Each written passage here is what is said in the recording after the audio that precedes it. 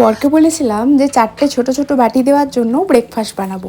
বর বলল 4টে ছোট ছোট বাটি। আমি বললাম হ্যাঁ, আজকে 4টে ছোট বাটি দিয়ে আমি ব্রেকফাস্টটা বানাবো। তো কিভাবে, সেটার জন্য তো পুরো ভিডিওটা দেখতে হবে। প্রথমেই এখানে পালং শাকটা পেস্ট করে নিলাম, এটা কিন্তু সেদ্ধ করা ছিল।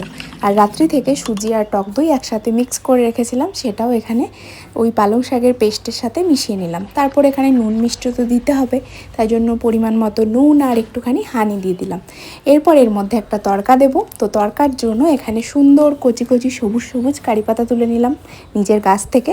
তারপর এখানে গরম সর্ষের তেলের মধ্যে কিছু সর্ষে ফোড়ন দিলাম, আর ওই কারি পাতাগুলো যেগুলো তুলেছিলাম সেগুলো দিয়ে দিলাম।